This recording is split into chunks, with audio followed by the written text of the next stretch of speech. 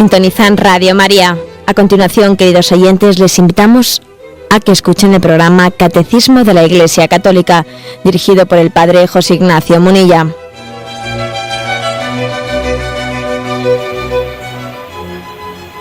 Un cordial saludo a todos los oyentes de Radio María. Un día más, con la gracia del Señor, proseguimos el comentario del Catecismo de nuestra Madre la Iglesia. Estamos en el apartado El sentido de la muerte cristiana. Ayer habíamos comenzado el comentario de los dos primeros puntos y hoy vamos a finalizarlo con el punto 1012 al 1014. Son 3 puntos pues en los que se completa la explicación que ya comenzamos a dar sobre el sentido de la muerte cristiana. Dice el 1012. La visión cristiana de la muerte se expresa de modo privilegiado en la liturgia. Pero antes de hacer referencia al prefacio de los difuntos, se nos ofrece aquí un texto, el de 1 Tesalonicenses, capítulo 4, versículo 13 al 14. Hermanos, no queremos que estéis en la ignorancia respecto de los muertos, para que no os entristezcáis como los demás que no tienen esperanza. Porque si creemos que Jesús murió y resucitó, de la misma manera Dios llevará consigo a quienes murieron en Jesús. Es decir, es la palabra de Cristo, el testimonio de Cristo de lo que aconteció con su muerte y resurrección, pues es un motivo para la esperanza. Y dice aquí, no queremos que os entristezcáis como aquellos que no tienen esperanza. Porque ciertamente la muerte es muy triste para quien no tiene esperanza, vamos a ser claros. La muerte es muy triste, porque uno puede llegar a hacerse el siguiente planteamiento, ¿no? ¿Para qué ilusionarse en esta vida? ¿Para qué ilusionarte si luego todo va a terminar en la nada? Incluso puede decir, ¿para qué amar? ¿Para qué amar si luego la muerte te va a provocar un desgarrón tremendo? Cuanto más ames, más vas a sufrir luego, porque luego la muerte te lo van a quitar todo. Claro, cuando uno vive la muerte sin esperanza, se puede hacer estos planteamientos, y que son planteamientos serios, claro, porque ¿qué sentido tiene la muerte si todo acaba en la nada? ¿Para qué tanta lucha? ¿Para qué tantas ilusiones? Ahora, pues venga, comamos y bebamos que mañana moriremos, ¿no? O sea, que es que claro, la muerte sin esperanza lleva a plantear si verdaderamente merece la pena pues luchar tanto en la vida y ilusionarse incluso, ¿no? Ilusionarse. Y muchas personas que se han hecho este tipo de preguntas porque no tenían fe y porque no tenían esperanza, pues bueno, han acabado en suicidio. Es que la cosa es muy seria. Yo me atrevería a decir que la muerte es tristísima y el hecho de que si uno no tiene fe, no es que únicamente no tenga sentido su muerte, es que tampoco tiene sentido su vida, ojo. Porque entonces habría que decir es que estamos mal hechos. El que no tenga fe tendría que sacar una conclusión más o menos diciendo, pues la evolución se ha equivocado con el hombre. Se ha equivocado porque se decía Darwin, ¿no? Pues en aquella teoría evolucionista, decía que en la evolución las especies se adaptaban a su entorno, que la evolución consistía en la adaptación de las especies al entorno. Bueno, pues que la evolución se ha equivocado con el hombre, porque al hombre le ha dado un deseo de vivir, le ha dado un deseo de inmortalidad, le ha dado un no conformarse únicamente pues con lo que en esta vida somos capaces de alcanzar, para luego tener que acabar en la frustración.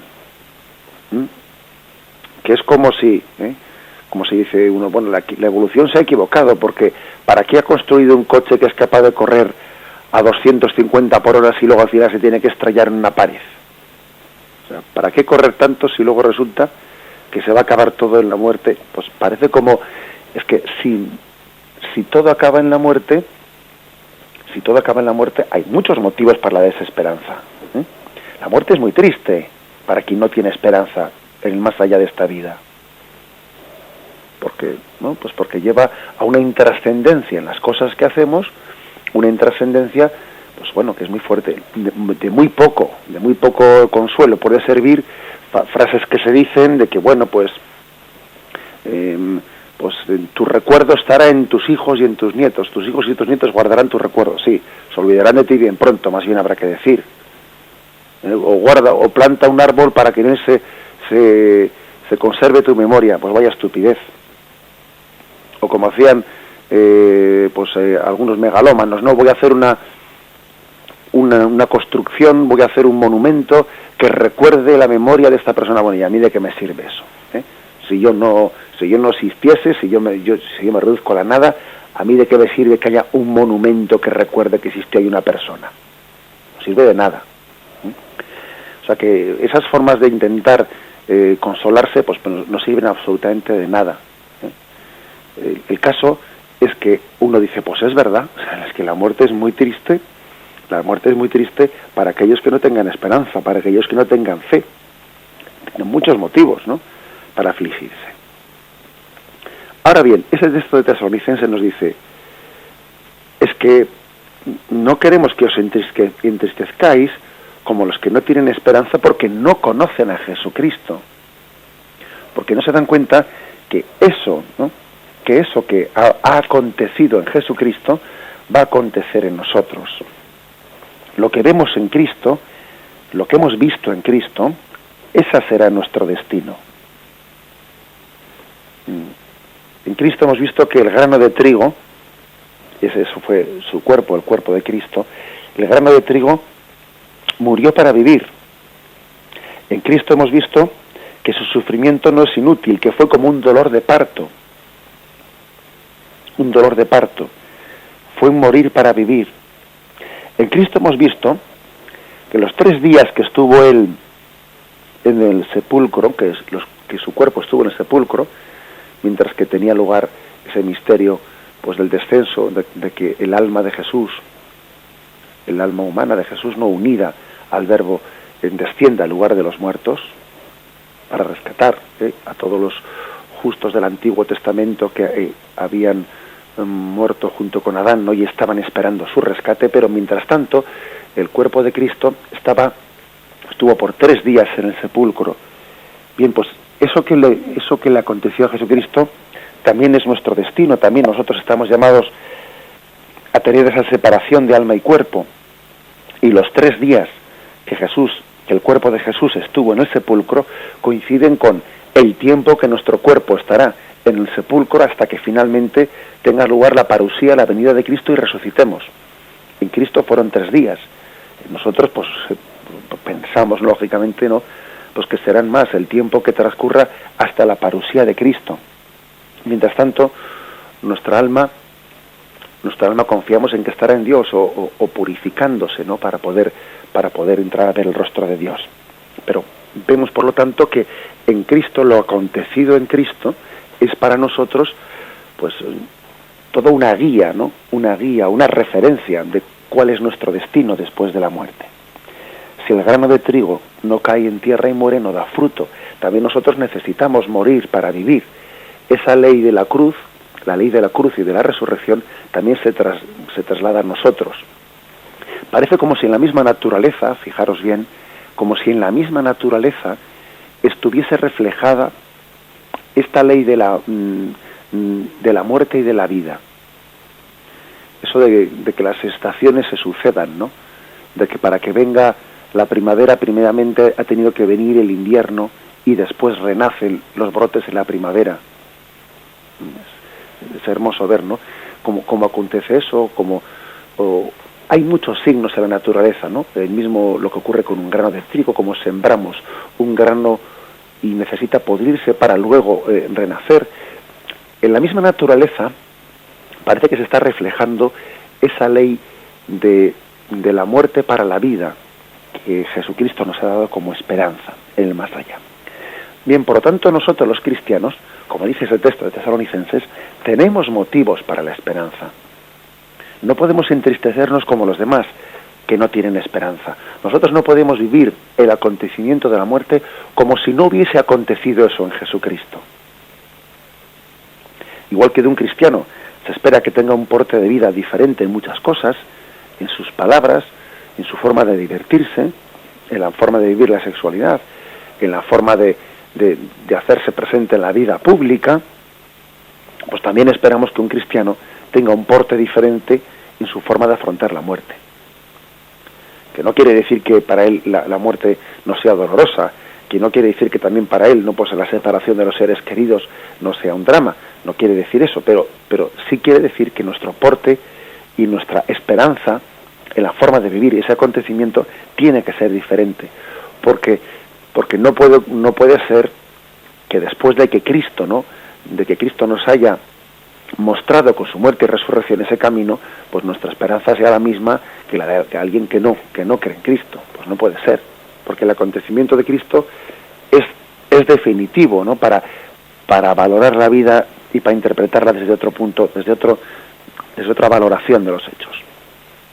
Por eso, partiendo de este punto, dice, se expresa de un modo privilegiado en la liturgia de la Iglesia. Dice el prefacio de Difuntos: la vida de los que en ti creemos, Señor, no termina, se transforma.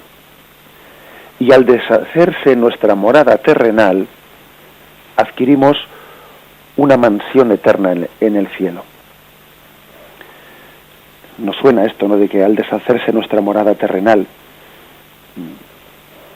uno de alguna manera, pues cuando comprueba pues que en su salud está fallando, que como decimos popularmente, que ya comienzan las goteras, y cuando no tengo una cosa tengo la otra, etcétera y tal, ¿no?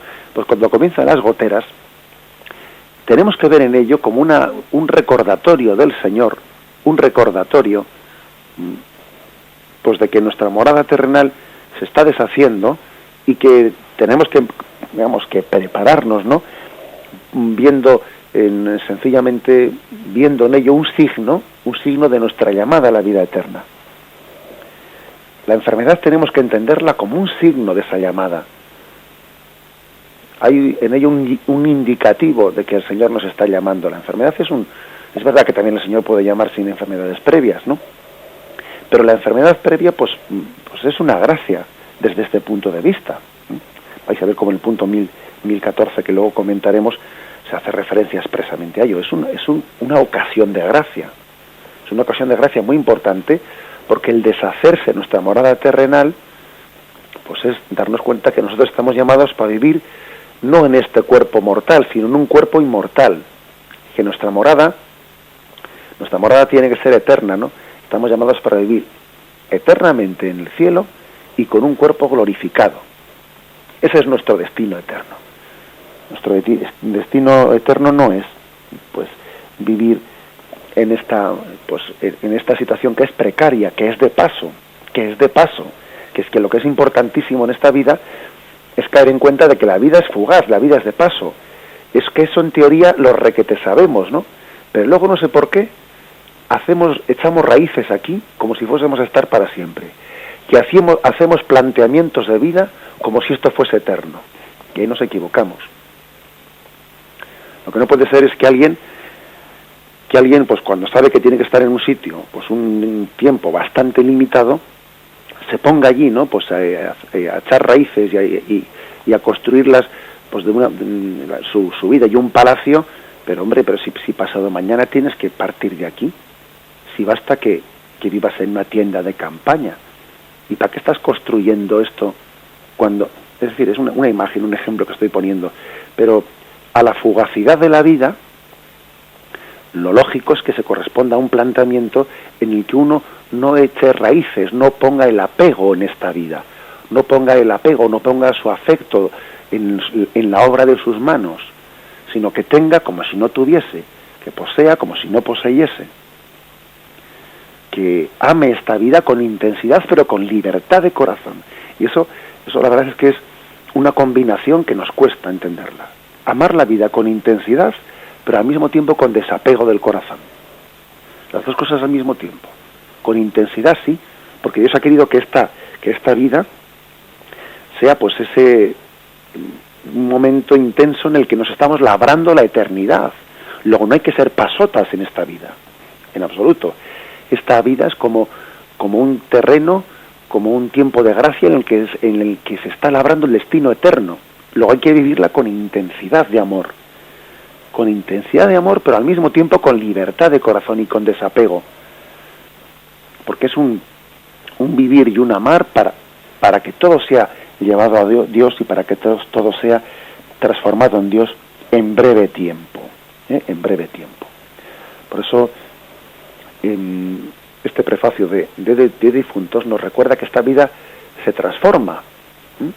Esta vida terrena tiene sus días contadísimos, decía Santa Teresa, decía en una expresión muy suya, con esa especie de humor y capacidad de expresión que tenía ella, ¿no? Decía, la vida es una mala noche en una mala posada.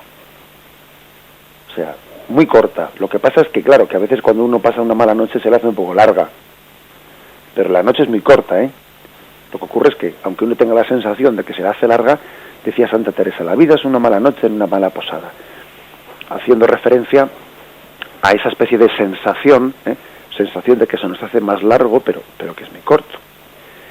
Es como un terreno de prueba, eso está claro. La vida tiene un componente de un tiempo de prueba. Hay muchas parábolas del Evangelio que hacen referencia a ello, ¿no? Como aquel señor que repartió unos talentos y luego se ausentó y vino a ver cómo habían sido utilizados los talentos.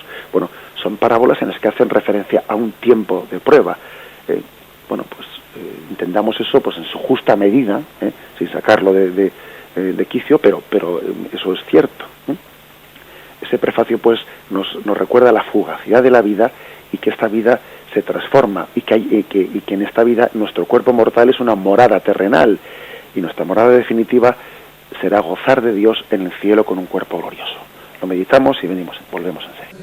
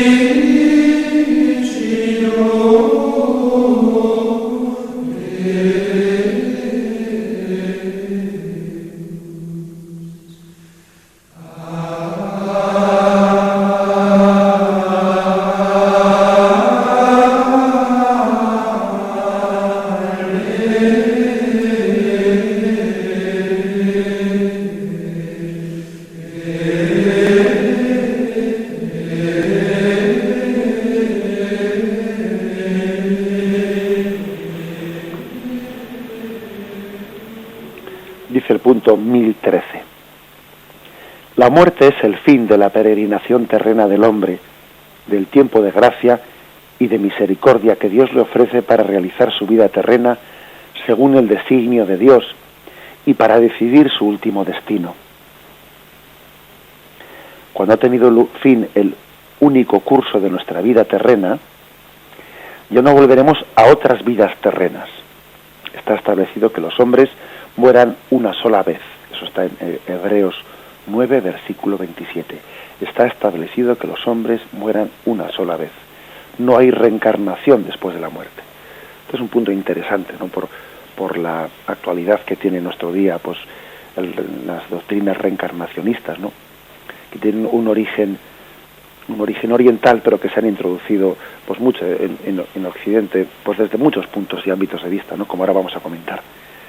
Bueno, en primer lugar hay una afirmación en este punto. La muerte es el fin de una peregrinación terrena del hombre, de un tiempo de merecimiento por parte del hombre y de ese tiempo de prueba al que antes me refería en el que Dios da su gracia para que el hombre pues se decida en una respuesta delante de Dios. Ese tiempo de gracia, ese tiempo de prepararse para dar una respuesta definitiva a Dios, concluye con la muerte. En la muerte queda fijada la opción del hombre ante Dios. En la muerte queda fijada esa opción. No quiere decir que que después de la muerte no haya misericordia, porque la prueba es que el purgatorio es un estado de misericordia de Dios. El purgatorio es un estado, no tenemos que olvidarnos nunca de ello, El purgatorio es una muestra más de la misericordia del corazón de Cristo, que purifica pues la insuficiencia de la penitencia que hemos tenido en esta vida. Pues tenemos esa gracia de purificación, pero nuestro merecimiento, nuestra opción delante de Dios ha quedado fijado en el momento de nuestra muerte. Hay muchos textos de la Sagrada Escritura que hacen referencia a ello. Por ejemplo, acordaros de las 10 vírgenes, 5 necias y 5 sensatas. Y las necias, pues, no habían comprado suficiente aceite, ¿no?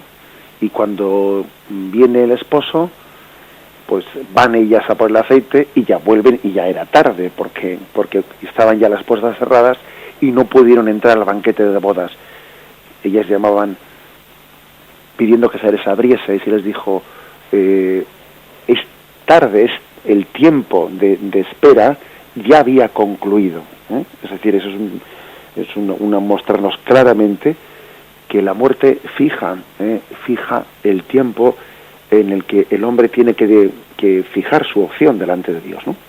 Acordaros de ese otro texto que dice, si cuando te acercas al altar, si cuando vas de camino hacia el altar, recuerdas que tienes algo contra alguien, deja primero la ofrenda, primero vete, reconcíliate y luego vuelve. Bueno, es un texto que, aunque no esté referido a ese mismo aspecto, habla de que hay ciertas opciones que uno tiene que hacer antes, mientras que va de camino, dice. Primeramente reconcíliate mientras que vas de camino. En esta vida vamos de camino.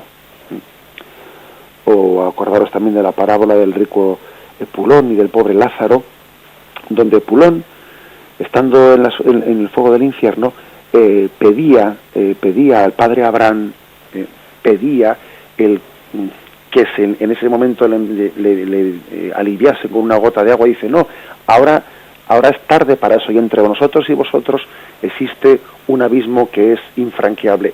Es decir, muchos textos de la Sagrada Escritura, de una y otra forma, hablan de que en la muerte se fija definitivamente la opción del hombre ante Dios, y que esta vida es el tiempo de gracia en el que el hombre debe de purificarse con el arrepentimiento, con la conversión. El tiempo de conversión termina en esta vida.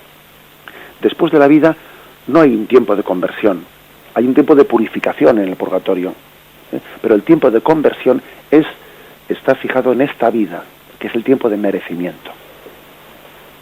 Bien, hecha esa afirmación por parte del catecismo, pues se subraya el aspecto de que no hay más que una vida, no hay más que una vida, y el hombre muere una única vez, y se sale al paso de las teorías reencarnacionistas, de esas teorías reencarnacionistas que son sorprendentes, no que hayan entrado en Occidente, como si el reencarnacionismo se haya presentado entre nosotros como una imagen positiva de esperanza. Todo lo contrario de lo que ocurre en el Oriente Asiático, donde la imagen de la reencarnación representa casi la desesperación. La reencarnación en Oriente, lejos de ser un motivo de esperanza, es una especie de contraimagen de la esperanza. Porque en Asia, muchas personas que se están convirtiendo al cristianismo lo hacen porque entienden que la doctrina cristiana sobre la resurrección les libera de esa especie de rueda indefinida de nacimientos y muertes en el que uno no llega a unirse con Dios. Muchísima gente en Asia se está convirtiendo porque es que esa imagen del reencarnacionismo es una imagen del eterno retorno, vuelta a lo mismo y vuelta a lo mismo y vuelta. Ahora me reencarno en fulanito, en menganito, luego me reencarno, pues yo qué sé, en un caballo, luego me reencarno en un pobre, luego en tal, luego en cual. Hombre, que dice uno, bueno, esto es una especie de un eterno retorno en el que un alma que está deseando ver a Dios, la verdad es que tiene que acabar un poco desesperada. Sin embargo, entre nosotros es curioso que el reencarnacionismo bueno, pues pasa a ser simpático, porque como lo que tenemos miedo es de jugarnos nuestro destino eterno, jugarnos nuestro destino en esta vida y ser responsables en esta vida y caer en cuenta de que nuestra vida, en ella nos estamos jugando nuestro destino eterno, bueno, pues cierta gente en un accidente dice, bueno, con el reencarnacionismo me puedo tomar la vida un poco más a chunga, ¿no? Porque como después de esta vida ya tendré otras cuantas más. Bueno, claro, es que es curioso, en Occidente cierta gente se agarra a creer en el reencarnacionismo porque eso le evita tomarse en serio esta vida como un campo de prueba de su destino eterno. Sin embargo, resulta que en Oriente, pues tantísimas personas se están haciendo cristianas porque ven que en la doctrina cristiana sobre el más allá de la muerte hay una verdadera esperanza de encuentro con Dios, ¿no? Y no una especie de desesperanza de una rueda del eterno retorno y vuelta a empezar y vuelta a empezar. El que se toma en serio la vida como una preparación para el encuentro con Dios, no le sirve la doctrina reencarnacionista, porque es que es un estorbo para encontrarse con Dios. Ahora, el que no quiere jugarse, el que en fondo quiere jugar en esta vida y no tomárselo en serio, pues claro, pues le encantará el reencarnacionismo, porque en fondo es una especie de no tener responsabilidades definitivas para tu encuentro con Dios. Pero es que hay más. La doctrina de la reencarnación pues hace de estas religiones pues muy vulnerables a aquella acusación que hacía el marxismo a las religiones de ser el opio del pueblo. El ser el opio del pueblo, de alguna manera, de tener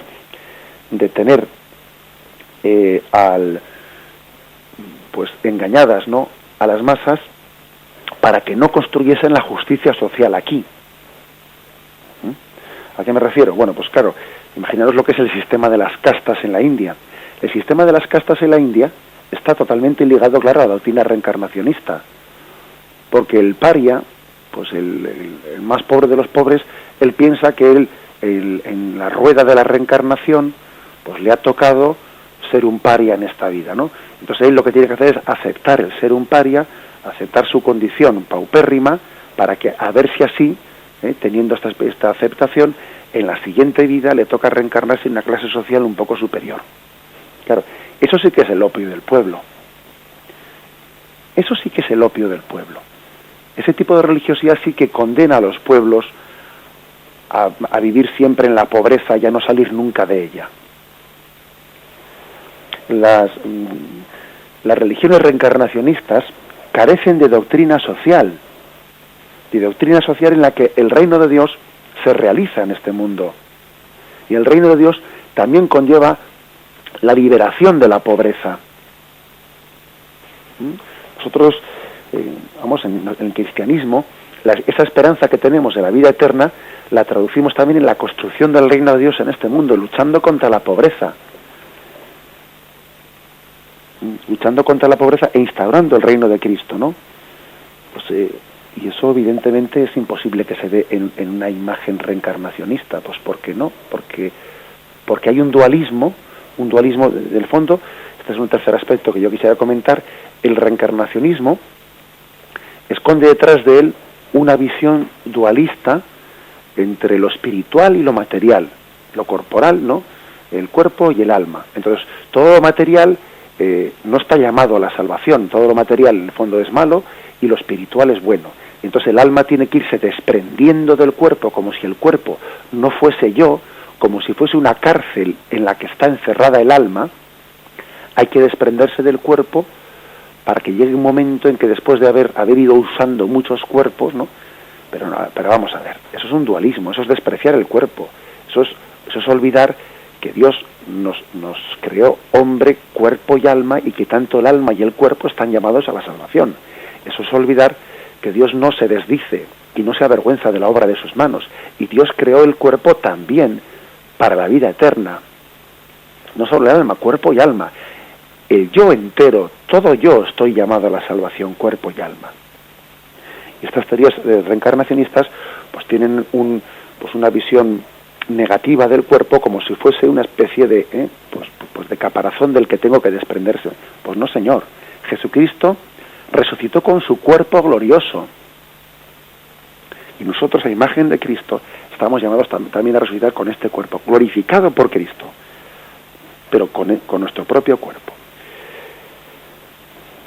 Por eso, no, pues hay que decir, como dice este punto del catecismo, que es irreconciliable la doctrina cristiana del más allá de la muerte y la visión de la reencarnación, que está muy extendida en nuestros días, que además se ha extendido en ciertos círculos que da un poco la risa, ¿no? Ver cómo hay ciertos actores de cine, etcétera, que como si fuese una especie de teoría de moda, casi mezclándolo con una especie de moda un poco de ciertos círculos un poco así, pues de revistas del corazón, casi a ese nivel. Bueno, pues tenemos que reafirmar nuestra fe en la resurrección, sabiendo que en ella hay una esperanza de vida eterna infinitamente no superior a la que se dan esas religiones orientales, de las cuales el cristianismo está liberando a muchas de esas personas en la predicación de nuestros misioneros, pues en Asia. Bien, hacemos un momento de reflexión y continuamos.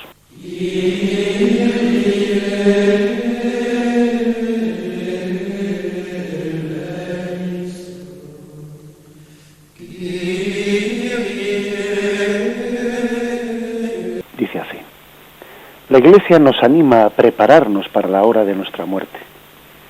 De la muerte repentina e imprevista, líbranos, Señor, dice la letanía de los santos. A pedir a la Madre de Dios que interceda por nosotros en la hora de nuestra muerte, como dice el Ave María, y a confiarnos a San José, patrono de la buena muerte.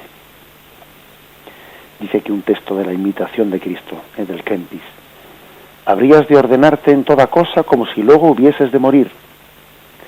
Si tuvieses buena conciencia, no temerías mucho la muerte. Mejor sería huir de los pecados que de la muerte. Si hoy no estás aparejado, ¿cómo lo estarás mañana? Y también se nos da aquí un texto de San Francisco de Asís: y por la hermana muerte, loado mi Señor, ningún viviente escapa de su persecución. Ahí sí en pecado grave sorprende al pecador. Dichosos los que cumplen la voluntad de Dios. Este cántico de las criaturas, ¿no?, de San Francisco de Asís. Bien, pues la Iglesia nos llama a prepararnos para la hora de la muerte. Una cosa que en este mundo parece casi escandalosa, porque en este mundo no pienses en eso, sé positivo. Pero bueno, pero ¿cómo positivo? A veces en este mundo se plantea la jubilación pues como una etapa en la que uno a ver cómo disfruta de la vida sin que piense pues en que esa tercera edad pues es también una cercanía y una proximidad a la muerte. Es intentar no pensar en eso, es intentar no pensar en la realidad, porque es que es realidad, lo cual es un planteamiento falso, de mentira. La Iglesia nos llama, sin obsesiones, por supuesto, sin obsesiones y sin angustias, pero nos llama a preparar el momento de la muerte, ¿no?, y a vivir en verdad, y a vivir ante ese acontecimiento con paz, porque uno lo haya ido preparando pues con intensidad, ¿no? O sea, sin angustias y sin pero con una paz interior propia de quien afronta un destino que Cristo nos ha labrado, ¿no? Bueno, pues aquí en este punto del catecismo hace referencia a ese preparar la muerte, que por desgracia hemos perdido mucho, incluso haciendo referencia a que tradicionalmente se ha considerado una buena muerte la que ha venido precedida pues de un tiempo de enfermedad que aún no le ha dado tiempo para prepararse a ello. ¿Cómo son las cosas? Que con el paso del tiempo, popularmente hemos casi identificado buena muerte, hoy en día la estamos identificando buena muerte con morir sin enterarse. ¡Ay, qué buena muerte ha tenido!, dicen algunos. Por la mañana ha amanecido muerto, ni se ha dado cuenta. ¡Qué buena muerte ha tenido! Dice, pero hombre, ese no es el concepto nuestro tradicional de buena muerte. Vamos a ver, nosotros tenemos que aceptar como buena la muerte que Dios nos dé. Es decir, no es porque uno haya tenido una muerte imprevista, no por eso es una mala muerte. La voluntad de Dios siempre es buena. Esto vaya por delante. La voluntad de Dios siempre es buena. Luego no podemos decir pues que porque uno haya tenido una muerte pues imprevista haya sido una mala muerte. Pues no.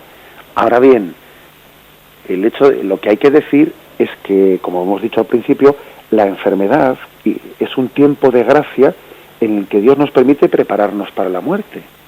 Luego no entendamos una mala muerte, pues una enfermedad prolongada, ¿por qué no? Pues porque es que es una ocasión de gracia.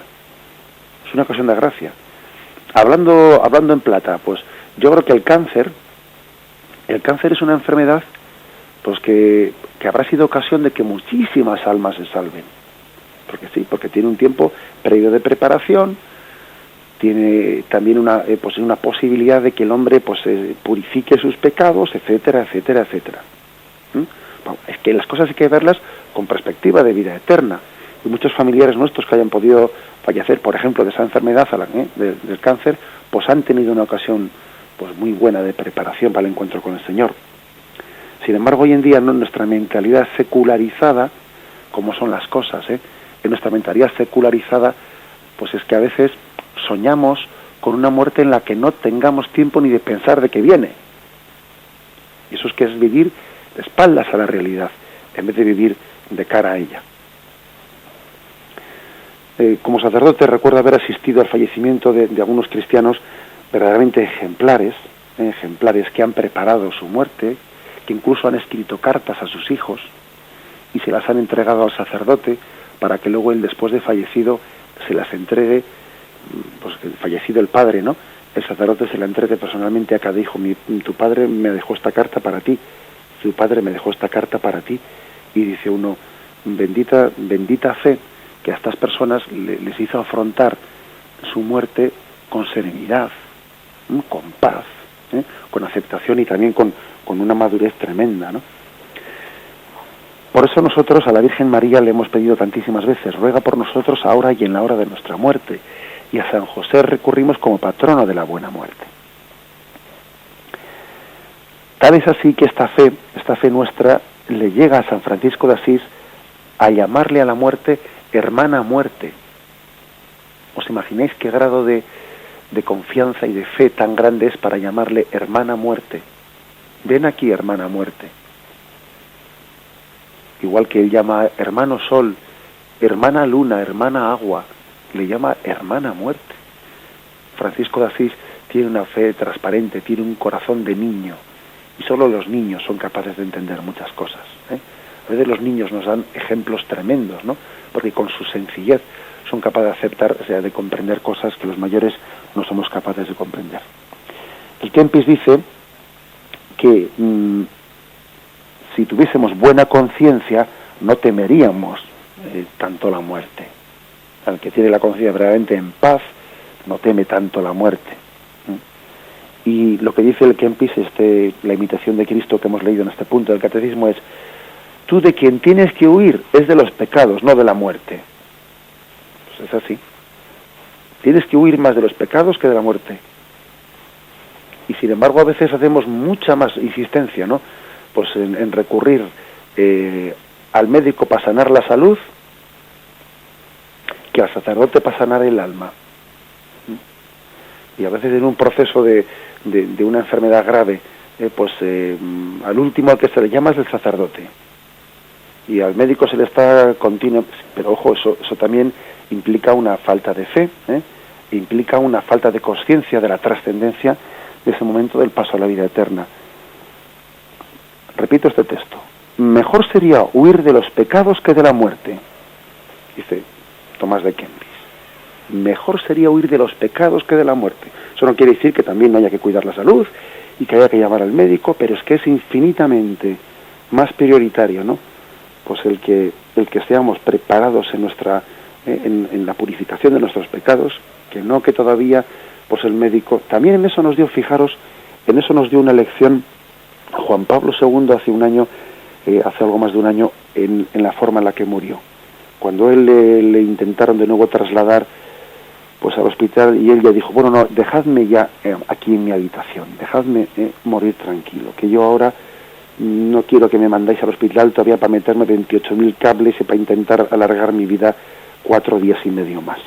Dejadme morir tranquilo, porque lo que verdaderamente él estaba entendiendo, aquel gran siervo de Dios, lo que estaba entendiendo era que él tenía que testificar ante el mundo también lo que era la buena muerte. Juan Pablo II hizo un servicio inmenso a la Iglesia, enseñándonos lo que es una buena muerte. Pocas veces ha habido en la historia de la humanidad una muerte tan pública como fue la de Juan Pablo II, porque toda la Iglesia vivió públicamente su agonía y su muerte. La muerte, lejos de ser pues algo vergonzoso que se intenta ocultar, que se intenta eludir, que se intenta no pensar en ello, ¿no?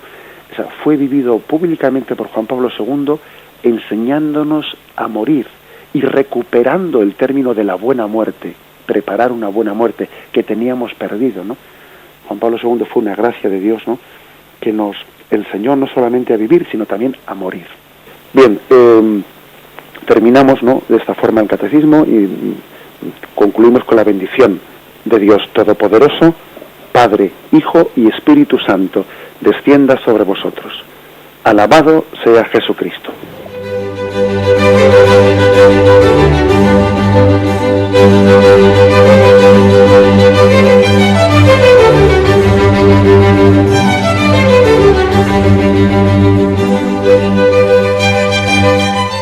Y hasta aquí, queridos oyentes de Radio María, han podido escuchar con nosotros el programa Catecismo de la Iglesia Católica, dirigido por el Padre José Ignacio Munilla.